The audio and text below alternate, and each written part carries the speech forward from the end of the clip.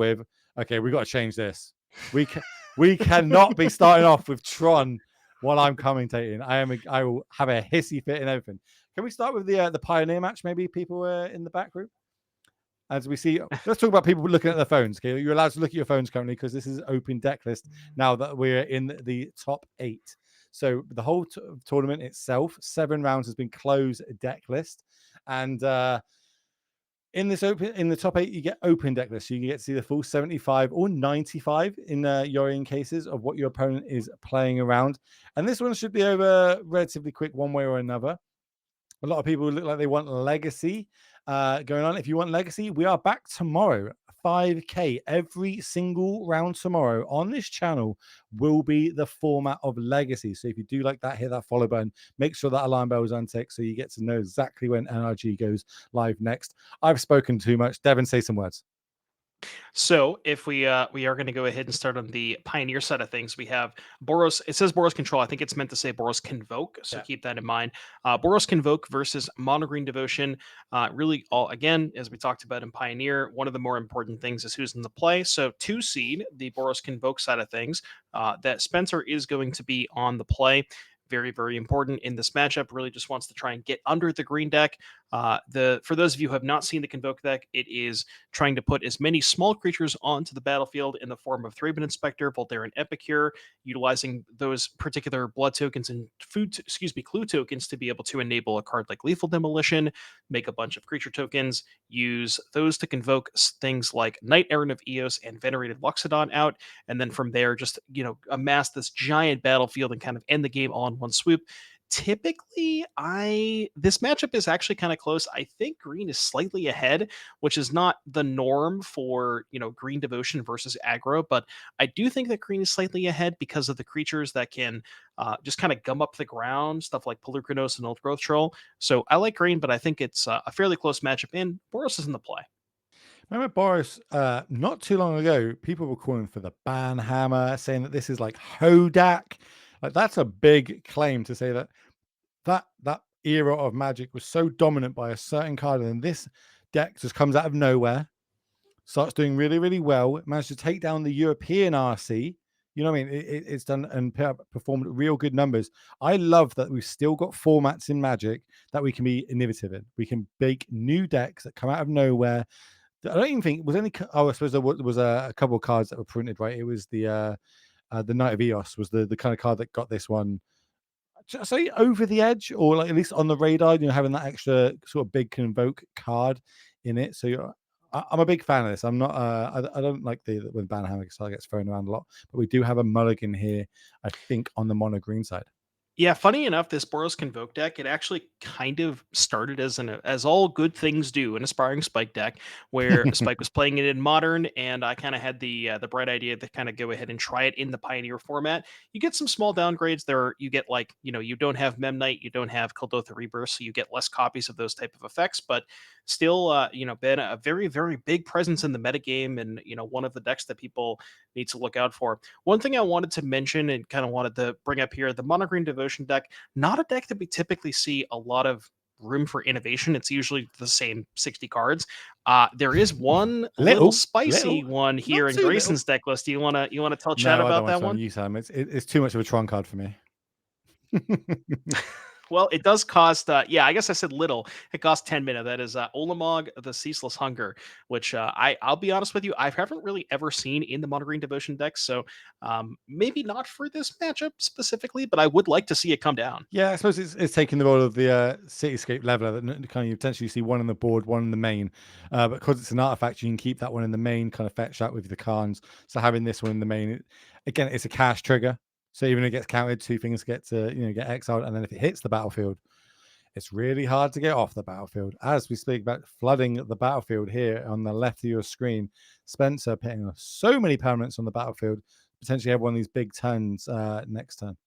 Yeah, we get an Elvish Mystic here for the green player, and then a whole bunch of 1-drops. And this is kind of exactly what I Pelucanaut. talked about here. The Pelucranos is going to make attacks really difficult here for Spencer. Now, this is, to be fair, this is the turn that Spencer kind of wanted to take off to play a Convoke spell anyways. And given that there's a 4 or 5 blocker, doesn't really want to attack into it. So Spencer really looking for something along the lines of maybe another 1-drop or 2. There's Thraben Inspector, and then really wants to go ahead and kind of curve these into a Convoke spell. We'll see if that is what we have available. And I mean, we're I tapping believe it creatures. is. I think it's a lock on a smiter. I definitely saw one of them in hand. So yeah, I think a lot of +1/+1 counters are going to get put on all these little weenies, make them a little bit bigger. And now that's a lot of power on the battlefield. 1, 2, 3, 4, 5, 6, 7, 8, 9, 13 power on the battlefield on turn 3 in Pioneer. We're seeing the power of this deck and how explosive it can be. Can we fire back on Grayson side on the right of our screen? Yeah, and we talked about the 4/5 being a very good road blocker in terms of being able to gum up the ground. Well, what happens when you just go wide where you just don't even care? Like you can just shove all of your stuff into this board. Even if 2 things get blocked, you're still getting in 7, 9 damage. As we do see a Cavalier of Thorns here with a Nykthos, a lot of devotion over there. This is going to be the pivotal turn. We'll have to see if Spencer can potentially get to a lethal attack with something like a Reckless Bushwhacker, pumping up the team. And because if Grayson gets one more turn, if there's a payoff like a Karn or something, we might be done here. I think Spencer's got 1 card in hand, and the card he's going to draw for this turn. Does have a couple of redraws if he wants them. We've got some clue tokens and some blood tokens over there. But I think Mono Green's just had that great Mono Green turn that you kind of see, getting these big bodies on the battlefield. They've got a big toughness. They've got big butts over on the right side. We're going to crack 2 mana. We're going to get that clue token, go 1 card deeper into our deck. Yeah, and worth noting, the list that Spencer is playing, as we see another copy of, a Ranger Knight Errant of Eos being cast here. Spencer is playing the version that does not companion Giganta, which means that you get to play Burning Tree Emissary. So you mentioned that there was only 1 card in hand for Spencer. If hypothetically, if it was a Burning Tree Emissary, you could draw a Bushwhacker and still be able to go Burning Tree Bushwhacker in the same turn. That's a rough night at Eos, only finding 1 copy of Thraben Inspector here. Yeah, that is not what we want to happen. Or we obviously want to be trying to restock our hand, refill it. This is the card that made this deck get on the radar, make it kind of a viable deck in the format of Pioneer. But now we're going to have to pass the turn back to a mono green devotion with 1, 2, 8, 9 devotion with an active Nykthos, plus whatever they draw for the turn and the 2 cards in hand. This could just be game now, right? Yeah, this is like we said, depend on what the payoff is here for Grayson. I didn't quite get a good look of what was milled over with Cavalier of Thorns. I don't know if there was a copy of Storm the Festival. I want to say there wasn't, but like you said, if there's a copy of Karn in hand, that could just be El Shiro. Karn could get something like a copy of Pestilent Cauldron that could keep looping depending on what's in the graveyard. So we'll see what the follow up is. Looks like we're just going to go ahead and transform. Yeah, well, getting a big 6/6 lifelink is also really good against this small aggro deck, as another Pelucanaut comes down. So that's 9 mana generated from devotion plus the extra 1. Wrong, no, it's to flip it, and it's 3 mana. I keep thinking it's 4 mana to cast that Pelucanaut. It's even better than I think it is, as another Nykthos comes down, and then a storm come. I'll just be like, yep, cool, and go. Do we get 2 powerful permanents, or is it just going to be 2 land? This is going to be pretty big. I don't know. I see a couple of lands in the pile there. Probably not a Karn. We likely would have slammed that one. It looks like an Elf and a Nykthos. Okay, so not Well, the we're going to spin the wheels storm, again, right? but we can. I don't know if we had enough mana floating. So before the Elf and the Nykthos, we had 3, 4, 5, 6, 7, 8, 9, 10, 11 devotion. So I think if my math is correct, only 1 floating, but we can tap the Elf for mana. So that should be enough to reactivate, even if we only had 1 floating. So yeah, we should be able to spin the wheel again with Storm. This is where, like, when you stream, you have that kind of like clown music. Like you just do this and then just, am I dead or do I get a turn? Like, what's going on here? You just have to sit there and watch your opponent basically play Magic. Turn and burn through their deck, as we see Karn now hits the battlefield along with another troll, which makes me think we will have another turn for Spencer. If we can do much with it, that's a different story. I'm not so sure about that. Well, I guess there's nothing in the graveyard to be able to get with a Pestilent Cauldron. From here, your typical combo setup is like there's a combo, there's a line that involves Chain Veil, but you also need a copy of Kiora, which is not present on the battlefield for Grayson. And then there's also a line that involves 2 Kioras, 2 Karns, and a Nykthos, or 2 Nykthoses alongside the Pestilent Cauldron and 14 Devotion. So with no Kiora in sight, you're probably right. We might get one more turn here for Spencer, but uh, what is he going to do with one turn, you know? That's what I mean. I also don't think we've got enough mana floating, right? Like, I don't know what mana's floating at this point, but I imagine it's not too much if we're using 10 mana to cast the Storm out the graveyard. Okay, this is a good. If we're going to get one, this is going to be a good one. Looks like we've got a little bit of mana. If we do want to cast it, we're going to blow this for 0. Just get rid of those tokens at the top of your screen. I give them extra draws that are not needed, and also the Armor Fox gets taken out here. Yeah, it's a little interesting to blow up the Filigree Alex because the Karn is shutting off the tokens anyways. But yeah, it's kind of like we're so far ahead, it probably doesn't matter too much. And there's really not a lot that Spencer can do, especially against that 6/6 lifelinking blocker that represents, blocking a 4-power creature and gaining 6 life. That's effectively representing 10 points worth of damage that you're stopping with that 6/6 alone. And there's just so many other blockers here. I can't imagine Spencer getting out of this. I'm going to leave it up to you, but I'm pretty on the side of that we can just skip to Legacy right now. What are you thinking? Yeah, no, I could see that if you want to go to Legacy. I think we're just going through the motions right now of this game being over. So if the production crew, if you can do that and move us across to Legacy, we'll just jump in on this one and see what's going on here. This week, there's a lot going on here. This one looks a lot more. Okay, break this one down for me, Devin. Well, I just want to ask you, when is the last time that you saw a true name Nemesis in the battlefield? That realistically a while ago, but I love seeing him on the battlefield now. Me too. Especially with Jessy. Well, okay, scrap that. No Jessy. GT on the other side of things. So yeah, we have the blue-white Stoneblade player on the left of your screen, Jesse Hefner, a couple of true name Nemesis, a Teferi bouncing Assault, which I guess is fine because your true names have protection anyways. Yeah. Eric down to 7 life facing 2 true names. If we take a look at the Death in Texas deck list, I want to take a look and see how many copies of Council's Judgment. That's usually the only answer to true name. Main deck 0 copies, 2 in the sideboard. So these true names are here to stay. So basically, we've just gone from a game that's over to another game that's basically over. True. Please don't make me go to modern. Well, we Please can't escape it. We cannot escape it. You know it's going to happen. No, we can't do it. Stop, put your cards back down. Okay. We can't escape it, Will. We can't escape it. Maybe go to the modern table and see if we get any Will Hall Tron emotes in the chat. Hey, looks like Tron is losing, okay?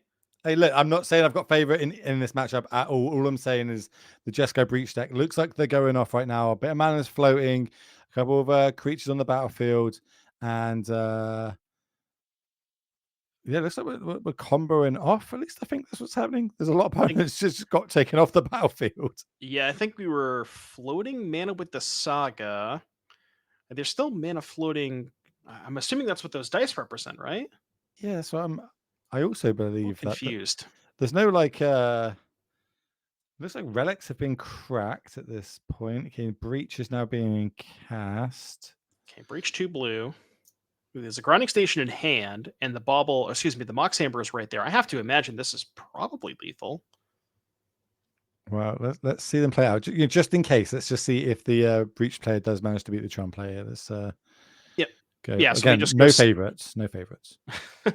We go station here. Emery is going to mill 4. We can float a blue mana with the Mox Amber, tap the station, sacrifice the Mox Amber, mill 3, replay the Mox Amber, yada, rinse, repeat till we mill our whole deck, eventually hit the Thassa's Oracle and cast that. So that should be game over here. Game 1 going to our Jeskai Breach player. Yeah, they're showing the Oracle here. Remember that you only need to demonstrate one loop of what you're trying to do in paper to your opponent. Say, I'm just going to do this X amount of times. Where another things that Magic Online, you got to do that 1,000 clicks to get there. Let's be on. But I think all our tables are now sideboarding. So we're going to come back to the booth. We're going to show you what our beautiful faces look like. Maybe you don't know what we look like, but welcome. My name is Will Hall, better known on the internet as the Will Hall EXP. That there is Devin Donlin, better known as Doomwake on the internet. And we've been bringing you the last half of today here at the NRG Series 10K team event. Pioneer Modern, Legacy. So much magic has happened. Where have you been if you just tune in? But don't worry. Tomorrow is more Legacy action. 5K. Me and Devin are going to be back for that in the evening.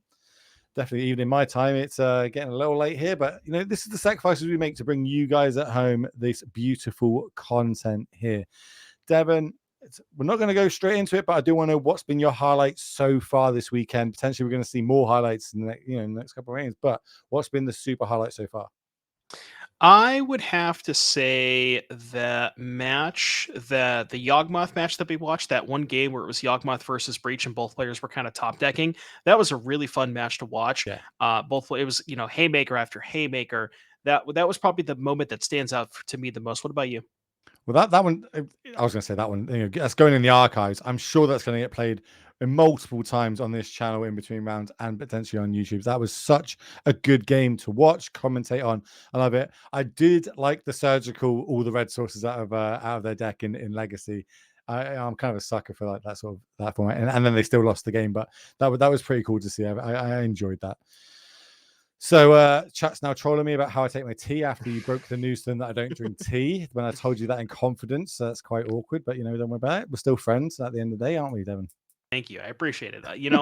That's all I can ever ask for. Well, it's good. I've got you, Red. I've got you. This is open deck lists, so we might, in between games when we floating back and forth, might see players on their phones or bits of paper out. They're not cyborg guides. That is your opponent's deck list. It's been closed deck list up to now. Top 8 open deck list. You get to see the full 75 that your opponent's on, and you get to see try and work out how they're going to sideboard. Remember, this is a team event, and we did start with 92 teams. We've got 90 of them. Got rid of them. Got 2 left, but there can only be 1. Just like in Highlander, there can only be 1. There can be 3 players walking away with those trophies, those points, that money, having a great dinner tonight, and knowing that they're coming to the end of year finals, 16-player invite only. But we do have some future events coming up. We might get them on the side, start talking about them. Like, how can you at home watch one of these? Maybe one's coming to a state near you, a town. The next one is going to be Detroit. Being a typical Brit, I know this for being where Eminem's from. So that's my claim to fame with Detroit.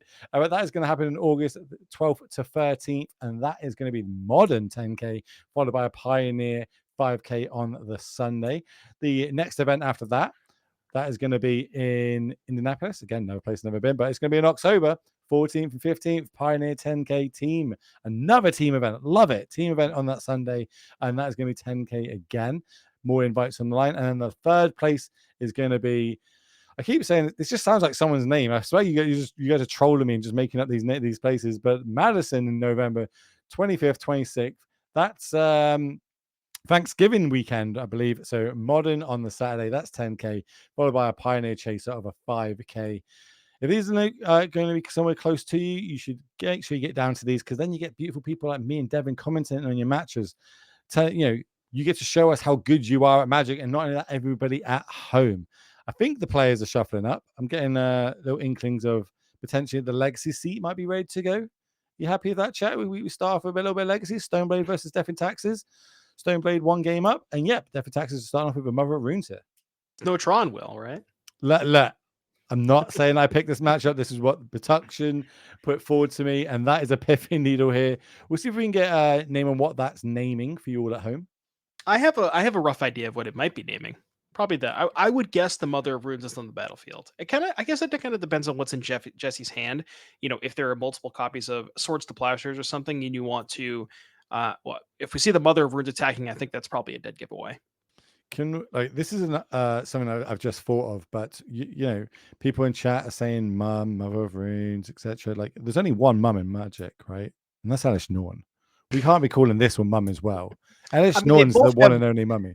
They both have Mother in the name, as we do get word from our production team that Needle is in fact naming Mother of Runes. Now, we got note from production team that's saying Needle was on Mob. Now, does that mean the Needle is on Elishnorn, Mother of Machines, or does that mean that Needle was on Mother of Runes? Well, I'd call a judge and be like, "Wow, no." But this is actually something that happened in Magic once, right? And this is why the rule actually got changed of it. I don't know. It's just kind of interesting. It's like that food thing where we used to have a full English breakfast, now it's just called breakfast. So, it's one thing I quite like is how decks randomly generate these names sometimes. Like who came up with breakfast, and we're now calling Elish Norn Mum, etc. We're going to fetch up our second land here. This is not being cast off one land. There we go. Tundra comes down, and then Stoneforge Mystic's going to get a GT. Super powerful equipment. Some people talked about this potentially could come back to mod, and I think those people don't know what they're talking about, but people do talk about it. But we've got it up on the screen for you here. Talk us through all the modes of this and why this is such a good equipment. Well, I mean, it's so dominant in terms of combat, right? Combat is the best. It just dominates combat in the sense of like being able to give your own thing +2/+2, being able to give something on their side -1/-1. Gaining 2 life also helps you in the racing situation. Also, equipment extremely powerful when combined with something like True Name Nemesis, given that it has protection from your opponent. They can't block it. They can't, kill it with anything. As we see a Wasteland here taking out a Tundra that is going to it's going to keep us off of the Stoneforge Mystic. And then we also saw a Solitude Exile pitch cast to take care of the Stoneforge Mystic as well. I can't wait to when we interview the winners and ask who had the best record over the day. You know what I mean? Normally when I'm in a team event, it's like my teammates are 7-1, 6-2. Will's 0-4. You know what I mean? Someone not pulling their weight, and that's always going to be. It's going to be interesting to see what these who it was, or if anybody in these teams. Maybe they've all been pitting in the shift and getting there this weekend. So we did see Cauldra, one of the new equipments, kind of grabbed there off the Stoneforge Mystics. So, seeing going from a GT to a Cauldra. There's One thing that I didn't bring up in the sideboarding for Eric here, it's our Death and Texas player. So we mentioned the 2 copies of Council's Judgment. That's a kind of a clean answer to True Name Nemesis. As clean as it gets, it is 3 mana. There's also a new card here, Will, from the Lord of the Rings set. It's called the Battle of Bywater. 1 copy, colorless, white, sorcery, destroy all creatures with power 3 or greater, then make a food for each creature you control. So that is another answer to True Name Nemesis. So 3 total outs in the sideboard here. For Eric, because that was a card that gave Eric, nightmares in game 1. Cauldra hit the battlefield here. Going to go ahead and get in with the Germ Token. Let's see if there is a response here from Jessy, maybe something like a Swords to Plowshares. Good effort to production, getting the card straight up on the screen there for you, so you could all see it. One of the newer cards, so you might not be too familiar with it. And now we're seeing it pop up in Legacy. Essentially one of the most powerful formats we have in Magic, but no Swords to Plowshare during combat or end of turn. So it does look like that gem's going to be sticking around for a little while. And it's not for a Brainstorm. Yeah, Brainstorm going to be really looking for an answer for that Cauldra, something like a Swords to Plowshares, to be able to kind of cleanly answer that, given that we do have the Pith Needle on the Mother of Runes, so our removal spells are currently turned on. But yeah, we there's also a Wasteland here, so I guess Jessy has to also think about that. Maybe there's a reason. Maybe Jessy had maybe something like a Swords to Plowshares, but didn't want to, fetch and get the Tundra Wastelanded on Eric's turn because the Wasteland, or I guess the Wasteland got tapped for the Stoneforge Mystic. Mm-hmm. But that's something that Jessy also has to keep in mind, where if you fetch a Tundra to cast the Plowshares, then you're opening yourself up the Wasteland. Yeah, interesting. Again, Legacy, we've seen it. We've seen everyone be so patient and methodical about how they're going through things. Here comes the second Brainstorm. Again, we're going to draw a 3, pit 2 back. Didn't look like we got any answers again there. I think it might just been maybe a Teferian land, I think. Didn't get quite a good look, but 2 are definitely going to be going back to the top of the deck. Brainstorm going to the graveyard. Do have our land drop for the turn, and there it is. It's going to be an Arid Mesa. It's also very, very important that it's an Arid Mesa and not, like something like a Scalding Tarn, because we can get a basic plains with that if we have a Swords to Plowshares. I was just seeing if the whole deck's foil or not. I'm not sure if those Brainstorms are foil. Again, there's some very fancy Brainstorms out there currently. One more is going to be one in a couple of weeks, I believe, at the one of the side events at the Pro Tour. Those Brainstorms are beautiful. In fact, I don't know if there's a bad Brainstorm art, is there? They all look beautiful to me. I mean, the one that Jesse's playing with, it's not my favorite. It's not bad, for sure. They're all good. I mean, I'm an old school guy. Give me the Mercadian Mask Swarm all day. Oh, yeah, you've forgotten about that all day. You've sucked your guns on this. You do like the OG cards, don't you? You're trying not to be a boomer, but all the signs are there, my friend. Whoever said I was trying not to be one? I just embraced the boomer lifestyle. Oh, okay. Well, do you believe everything chat tells you? I'm a man of the people, as we're going to see a basic mountain come down here. get off this subject before you find out that they didn't. And we're going to bounce the token back. That's a nice, good, clean answer to the Cauldron on the battlefield, because now it's like 7 mana to equip. And then a Ponder is going to be the last. Is that another? Did we draw a Cauldron of our own here? Let's get the deck. Let's have a little look. I think it was. Yeah, there is a Cauldron present in Jesse's deck list because again, both players are playing with Stoneforge Mystic. One thing that we kind of glanced over, Jesse is already all the way down to 4. That Cauldron chunks for really big points of damages, and with Jesse on 4, there's 2 1-power creatures in play. That's just a 2-turn clock here from Eric. Yeah, it's huge. You know what I mean? It's awkward to block, and when you do block it, things go bad for you. It's not like we used to see with what's the one that has lifelink and vigilance? Batterskull. It's not like Batterskull where you pay X mana, you can bounce it back to your hand and recast it and get another germ, but you can do this. Flicker Wisp it out so it comes back into the battlefield. Another germ token is generated. So now it is back online. A lot for Jesse to do this turn. Yeah, I was gonna mention, we had the potential 2-turn clock with Jesse at 4, but we decided to go 1 at Teferi and 1 at Jesse's face because the Flicker Wisp is able to present 2 more lethal attackers. Anyways, I just wanted to point that out. But yeah, this is a lot for Jesse to deal with. Has to, at bare minimum, deal with at least 2 creatures right now. That both the Flicker Wisp and the Germ Token are both lethal, and then even if we deal with those, still got 2 1-power creatures facing down at 3 life. So going to be really tough here for Jesse. Looks like they got a plan. They're not just picking them up. Is this going to be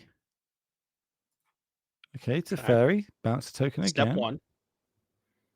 Maybe something like, even fetch Swords to Plowshares isn't good enough because you have to fetch to 2, and then you're just dead to the Mom and the Stoneforge, and that's going to be game number 2 going to Eric. We're going to pick up. Well, let's see if we can move back across. I'm being told we have to go to modern, ladies and gentlemen. Will, if you want, I could just do this whole. I could do the whole modern segment by myself if you want. Can I have a break? Is that cool? Now we'll go across to the modern section. We'll see what's going on here. It looks like we've got a relic and a worm coil engine on the battlefield. Is Tron? Yep, Tron is online, but then there's a lot of artifacts on the right of your screen there.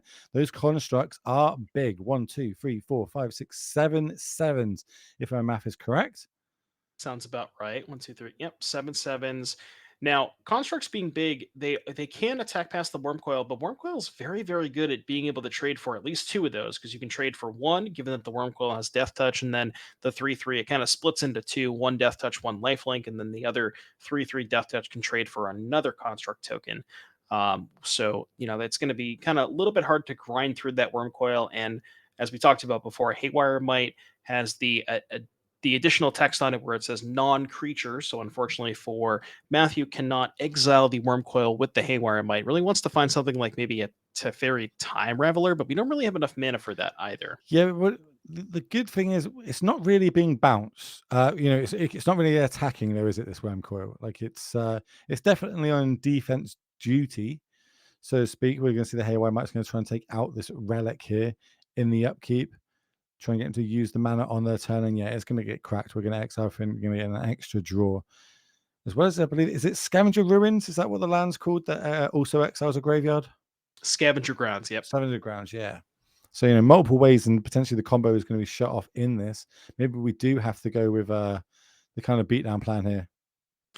Well, it's really hard to go for a beatdown plan versus a worm coil engine. If we took a look at Matthew's hand, I think I saw multiple copies of Force of Negation and Spell Pierces. So has kind of the non-creature answers covered, but didn't really have a good answer for this worm coil engine. So Andrew's not really going to get into the red zone anytime. Never mind. Right as I say that, we're turning the worm coil sideways. What do we know? We're just 2 bumbling idiots here. Players know a lot more than us. Played a lot more Magic this weekend and got themselves to the finals. Something that 90 other teams could not do. But there will only be one. 3 players will be walking away this weekend with the prizes, with the points, with the money, with the trophies, with the tokens. Is it going to be the PP players on the left of your screen or the right screen? I'm really upset we don't have the team names on the screen as well. Because it doesn't rhyme too well off the tongue when I have to rattle 3 people's names straight back to back. I'd love to just say team Tron. Yeah. You know?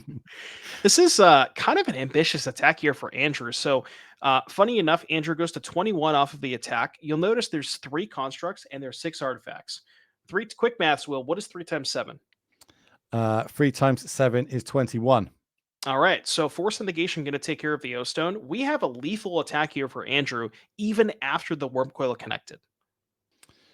Well, So, assuming there's an artifact, I should say. We need one more artifact. do we hedge all our stock into that O Stone resolving then? Yeah, I'm wondering if Andrew was supposed to cast the O-Stone pre-combat. Remember how we talked about that earlier, where typically you want to cast your spells post-combat, but you sometimes want to see if the coast is clear. Like if in the event where this O-Stone doesn't resolve, then I cannot attack with the Worm Coil Engine. Don't worry about it. There's a Khan in hand and there's a Cityscape leveler. So, you know, I don't think we've got options. Too? Yeah, there's a leveler in there as well. We got options. I didn't see the leveler. Yeah, this would have been a little bit rougher.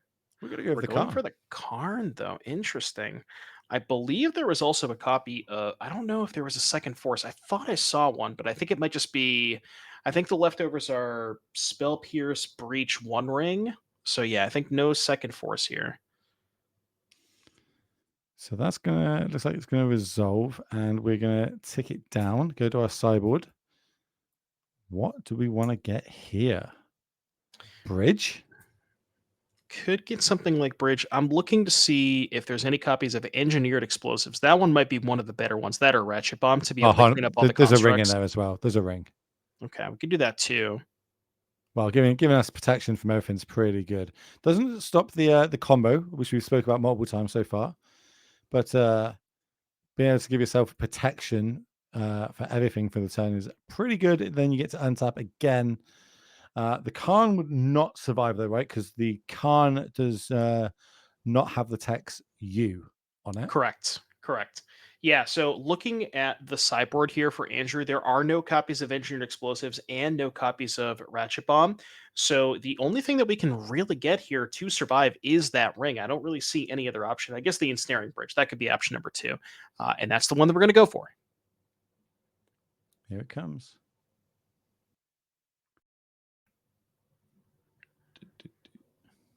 All right, so Bridge being cast here. Let's see, how many cards? 2 cards, right? Two cards, not quite enough, yeah. I guess we'd have to like somehow shrink the constructs down, go to combat, attack, and put more artifacts, and yeah, that's not going to work out. But I was about to say, I was about to say, what about if we have a prismatic ending, but we can't do that because we can't use our artifacts? That's huge. There, that could have been game, and instead we're still back in it. Yeah, maybe but that was the pickup because we saw the rest of the hand was Breach, Ring, and Spell Pierce. So that's the hand right now for Matthew. Breach, Ring, Spell Pierce, and Prismatic Ending. Breach, not really doing anything. No graveyard, doesn't have enough mana to play Ending or the copy of the Rings. So what we thought was going to be a potentially good swing here for Matthew, after the Worm Coil attack, ended up not being what we needed. And we're going to go ahead and get a Ring here. It's happening again. This format's full of them. It's going to hit the battlefield. We are going to gain protection from everything till the end of next turn. And obviously now we can start getting tempted. But as everyone's been speaking about this weekend, you draw the cards before the damage happens. That is the key bit of this card here. So we get to do Ancient Stirrings here. Yeah, and one thing I didn't want to mention real quick, we'll just see the as you see on the top of the first match on the top of your screen, the Mono Green Devotion deck did take down Boros Convoke 2-0. So the team of Nemets, Weiss, and Burhardt up a match, and then they got Legacy going on to game 3 as well. Yeah, still, advantage to the right of your screen here. Our 5th seeds going into this weekend, but Andrew doing everything he possibly can to keep his team in this event, get themselves one step closer to the trophies. It's got to feel pretty good to Spell Pierce a Karn Liberated, huh? I didn't know that card was still played. I thought that got replaced for the ring. But not in a bad place. Worm Coil still back, protecting this Karn. Bridge and play. I suppose Bridge and Ring kind of don't play too well against each other, pitting cards in your hand and, stocking it up. But with all this mana we have on the battlefield, I think that is 12 mana currently. Pretty easy to cast multiple spells. Maybe not if they all cast 7, but... Yeah, and the constructs being so big as is, given that there's so many artifacts in the battlefield and not really a lot of ways for Matthew to remove artifacts from the battlefield to shrink the constructs to be able to attack under the bridge. It should be totally fine here for Andrew. Trying to even think of like how we would get out of this from Matthew's side of things. I mean, there's a breach in hand, and that's obviously where everything starts, but not really a stock graveyard and not really a ton else going on. Doesn't have access to a lot of mana. It's gonna be really an uphill battle here. It's been really hard for an active Khan on the other side when we can't activate our grinding station to kind of, at least do the combo route, so to speak. But over on Tron side, here's a Chalice on 0 coming down. It's a nice way to start emptying our hand. Yeah, and the Chalice on 0 is going to also add some insulated protection against the combo because in order for the combo to really work out, we need to be able to loop Mox Ambers alongside Grinding Station. Obviously, this is assuming we eventually, and I mean, there's an Ulamog, so we're probably going to go to game 3 here pretty Yeah, shortly. I was about to say, what you target both lands, get them off the battlefield, get a 10/10 indestructible, and then when it attacks, we get to exile the top 20 cards of our opponent's library. There it is on the screen for you. Great art. Looks like a big scary monster. Is a big scary monster, and enough for Matthew to scoop them up and go to a game number 3. So Andrew doing everything he possibly can to keep his team into it. Let's see if we can jump across to the Legacy. How Death and Taxes versus Stoneblade going on. A lot going on here. Okay, so it looks like we've got multiple Stoneforge Mystics, a GT that is active, a Teferi that's on the left of your screen, plus a lot of basics. And then on the right of your screen, is that another? Is that it's a vial Aether at the Vial, yep. bottom. Yeah, I haven't seen that one in a hot second. That's on 2, and a Stoneforge in hand, so that's quite nice. I guess for Eric here, maybe an end of turn as as I say it, bang on the money. Yeah, there is a lot going on in this battlefield. Looks like a Mother of Runes. I'm not can't quite sure. We're not quite sure what the Pithing Needle is naming as of right now. But Mother of Runes, given that there's no Pithing Needle on Jesse's side of the battlefield, is free to roam. Looks like we're resolving a Stoneforge here, potentially getting a copy of GTA of our own. Mother of Runes particularly important at stopping GTA from being able to hit because you can just go say block with your creature and then give your creature protection, which means their creature doesn't deal damage. And now, if you have your own active GTA, things could get maybe spiral out of control here for Eric. If Eric does manage to take this one down, he'll be taking it down for his whole team, securing them the W this weekend. As he gets to untap, Vial is staying at 2. Was that a land for the turn? Something shiny. I think we got a Flicker Wisp in hand. I think I got a little glimpse of that there. 2, add this to the battlefield. 2, equip this. Yeah. Go to combat. Get in with the recruiter. No real reason to protect. Yeah, well, yeah, you don't need to use the Mother of Runes now. I guess I wonder if Jessy blocks with the Stoneforge that has the GT on it. If you let damage happen, no, you can't really do that because then you're allowing the GTA. This is kind of a weird spot where it's like if you activate Mother of Runes to give your recruiter protection, it's GTA on GTA fights are it's too much for my little brain. Well, luckily we're not going to see that here. Mother is going to give it protection. We're going to start getting some dice counters on here as damage is going to happen. And the nice thing about this is now that you have an active GTA, Jessy can't really ever go for a GTA hit of their own because if whatever creature has the GTA on it, you can just kill with your own GTA counters. I was literally just about to ask you why we're not firing these off right now to try and get the creature away, and you answered it. You are a master of your craft, good sir. Now, the punishment here is if they're, obviously Stoneforge is not named with Needle because we wouldn't have been able to activate it. But the punish here is if Jessy draws a copy of Cauldra, you could say activate Stoneforge. Okay, Pithing Needle is on Teferi. Got it. So for those of you interested in what the Needle is naming, that does make a little bit of sense. But if there was a Cauldra here, oh my will, we have a Stoneforge activation. You can go put in Cauldra, equip GTA, and that is going to be a massive swing here for Jessy. Oh my goodness. Oof. Hits the battlefield. I mean, here's my foil gem token. I'm in a bad spot. Okay, we're not going to equip. Is there a reason That is interesting. Not sure why we wouldn't equip the GT to the Batterskull to the Cauldron token. That's kind of strange. We did have 2 mana available. I guess we wanted to okay, maybe we wanted to Swords to Plowshares the Mother. Maybe you're worried about the last cards being exactly. I'm trying to think of like Solitude white card. There is the GT on 2, so maybe you're worried about being able to GT on 2 into something else. It's kind of tough. It's a really interesting position there. A lot of ways that Jessy could have played that, and yeah, but All right, we're coming across with everything here. Get the damage in while we can. That is 1, 2, 3, 4, 5 damage coming across, but more importantly, 2 counters on that GT, giving us the ability to, potentially peel down. Okay, we're just Solitude and Exile Solitude. Do what we need to do. Get that gem token off the battlefield. We can't have that equipped with a GT on the other side. So now, back and forth swings. It's happening. Yeah, and that must have been what Jessy was playing around last turn. And as you see, why we didn't go equip the GT to the Cauldron. But I guess maybe you just were accepting the fact that you were going to trade your Stoneforge for the 2 GT counters and not get a GT hit in. But it's kind of. But things Solitude can have. There's a Teferi in the battlefield. That's a good point. That is a good point. There's a Teferi in the battlefield. Right. Well, yeah. Here's another one. Here's a powerful Merfolk. It is Merfolk Wizard, isn't it? I think the creature types of it.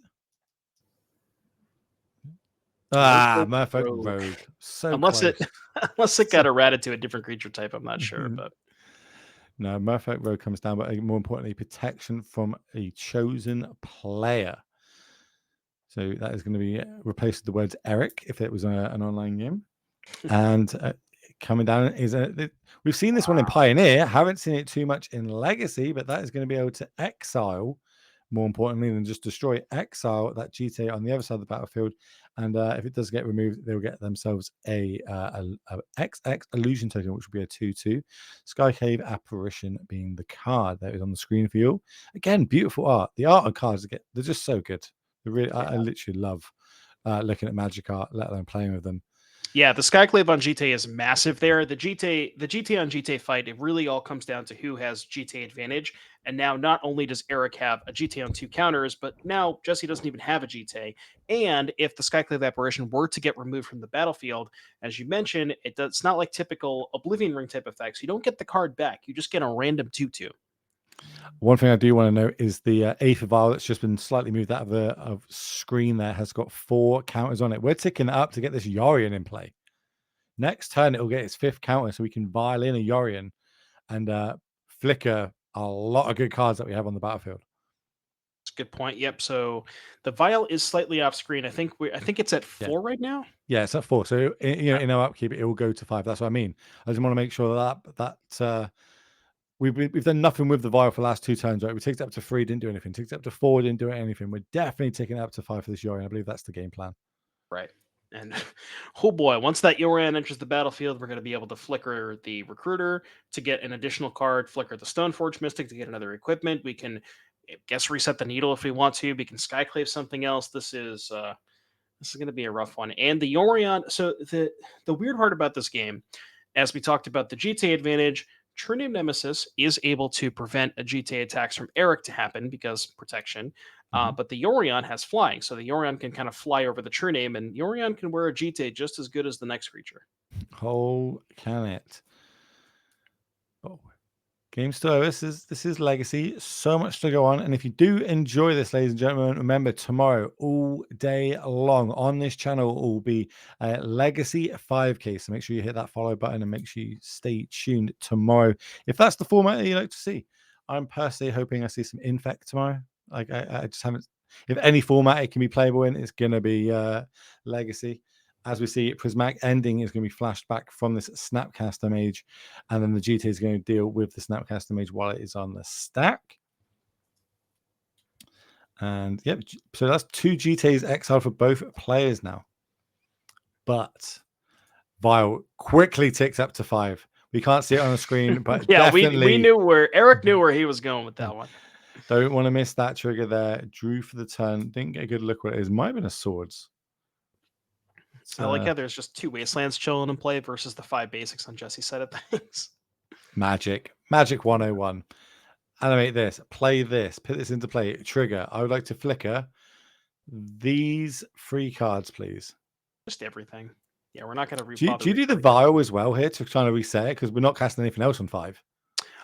No, because I think the recruiter is going to get Solitude, and you want to. So with the Teferi in the battlefield, which is one thing that we didn't mention earlier. Oh, Remember how that turn that happened a while back, why we didn't GT the GT and the Cauldron, we were playing around Solitude. Teferi was on the battlefield, so that couldn't stop prevented that.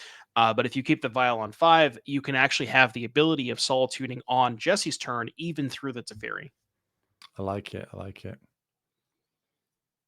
Okay, so we're going to exile the Teferi here. Well, I suppose if we're doing it this way, would you also want to do the Piffin Needle here?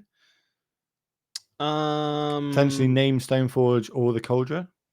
Yeah, if you're gonna go after the Teferi, that might have. Well, you don't want to name Stoneforge because you have your own Stoneforges, I think, and we're going to be resetting the Stoneforge here. So I don't think Eric wants to name a card in his own deck. I'm trying to think of like if we take a look at Jesse's deck list. I'm trying to think of anything else that you would consider naming here.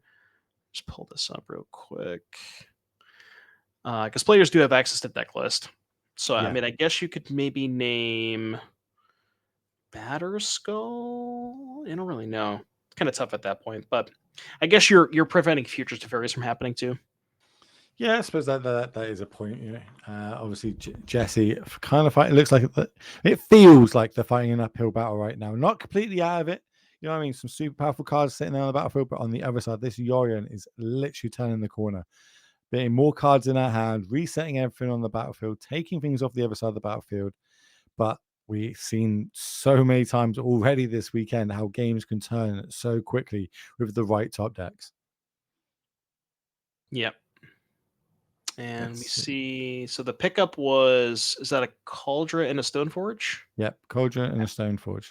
Interesting. We didn't want to go for a Solitude here. I guess the threat on the other side of the battlefield being True Name Nemesis means that we don't. Okay, looks like we're gonna actually take a break and switch over to our modern match here. That's means that someone here looks like they might be going off. We've got a Cityscape Leveler on the battlefield, left of your screen. The right of your screen, we've got an Emery, a Breach, a Grinding Station, and 0 mana artifacts. I think we are just going through the motions right now. And the team of Grayson, Matthew, and Eric are moments away from getting the W, taking down this team event. Congratulations to them. They get themselves into the finals end of the year, a little bit more money, but more importantly, walking away with that trophy and a custom token made. You can see there just from the fist pumps of how happy they are. Congratulations to all 3 of them, gentlemen. Whew, that's been claps in the chat, everybody. Claps in the chat. That was a heck of a top 8. Like, you know, every game we covered so far in the second half of the day was so good and so well played by everybody. So congratulations to everyone in the top 8, not just our 3 finalists. We are going to have an interview with them, ladies and gentlemen. So, you know, if you've got any questions, you got about, I don't know, a couple of minutes to throw it in the chat while we kind of move them across so we can give a, you know, a bit of a winners interview, see what was going through their minds this weekend.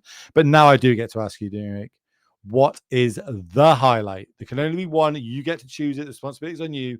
What is the highlight of this weekend so far? Good. I'm going to go with the same thing that I said earlier, that Yawgmoth versus Breach matchup. That just being able to watch that game where both players were basically hell-bent, relatively stable, even life totals. I think they were both at like 14 or something, and just haymakers back and forth, back and forth. That was the highlight for me at the weekend for sure. Yeah, that's going to be, if you didn't get to catch that one, make sure you check it out on the VOD, check it out on the YouTubes. It is definitely one you're going to want to go back and watch. Production team, how far away are we from getting people in? I can see someone moving around in the background. Almost there. Okay, cool. Well, when they get there, we'll just be cutting across to them, ladies and gentlemen. But as I've said once or twice today so far, Legacy tomorrow. If you enjoyed today, the team event, and a lot of you in chat have been saying you want to see Legacy. So good thing for you. Tomorrow is Legacy all day. There is going to be no Pioneer. There is going to be no Modern. It's going to be just Legacy on this channel. So hit the follow button, stay tuned, and let me know which decks you're going to be seeing tomorrow. Because obviously we've got access to a load of decks tomorrow. We can try and get them on the screen for you. Also let us, you know, I kind of want to see Lands and Infect. I think that's my 2 choices tomorrow. What about you? We talked about this earlier. I want to see Initiative. There was actually, I believe there was an Initiative deck in top 8 that we didn't get to see, but I love all the Initiative decks. Yeah, so even through a ban, that's still a good deck. You know what I mean? Still putting up really good results. So we have to love that. But these players that we're about to interview get to walk away with a custom token made. I want to see what do you think is going to be made? The three people I've never met them. I don't know what they're going to make off the top of your head. Let's get your bets in early, chat. Let me know, and also let me know what would you want. What token would you want made if you manage to take down one of these? And you can take down one of these. There's 3 more future events coming up. We'll see if we can get them on the screen potentially. Maybe I'm throwing off. No, in fact, I'm going to lie because it looks like someone's just sat down to have an interview with us. So maybe we're going to move straight across to them, and we'll be able to interview one member of the winning team. Well, Eric, congratulations on taking down this team tournament. Hats off to you and your team. How does it feel? I can't hear them. Well, I can't do sign language, but apparently they can't hear us. So someone's going to try and help them out on that. Classic when you do live TV and live broadcast, ladies and gentlemen. Something Yeah, go I wrong. can hear you now. Can you hear me now, Eric? We're Yeah. just saying congratulations on taking this down for you and your Thank team. you so much. How does it feel?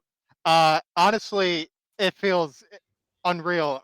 So the past couple legacy 5Ks I've done pretty good, but I've lost my winning ends to get into the top 8, and go from that to just winning the whole thing is just I couldn't have imagined this happening this morning. You get to walk away with that trophy. You get to walk away with the title, the bragging rights, that tweet later on, but also you get to get a custom token made. I need to know, what token are you and your team going to get made? We've been talking about a couple. We don't know for sure yet. One candidate was the companion token. Since it's a team tournament, it seems pretty fitting. Though we might end up going with something funny like clown. I don't know. We'll see. I'm all here for humor. Okay, let's get down to the nitty gritty. This weekend, you really managed to play 10 rounds of Magic, 3 different formats between your team. Who had the best winning record? I lost exactly 1 match all day, actually to my finals opponent back in the 5th round. I believe Grayson also only lost 1, but he might have lost a second one. He was in the pioneer seat, so I couldn't, see how he was doing from my seat a lot of the time. Cool. Yeah. And what's been your highlight of the weekend? What's the cool place? Like, we got to catch a couple of your games this weekend. So the highlight play for me today was actually in the very first round. I was playing the mirror against Death and Taxes. My opponent had a Cauldron Complete Germ equipped with a Jite, but their life total was really low. I wastelanded myself in order to put extra lands in my graveyard so I could cast Canoptic Scarab Swarm and make 2 extra tokens, which put me over the top. Wow. Big brain. Big brain. That's lovely. I love to hear it. Devin, any questions from you, good sir?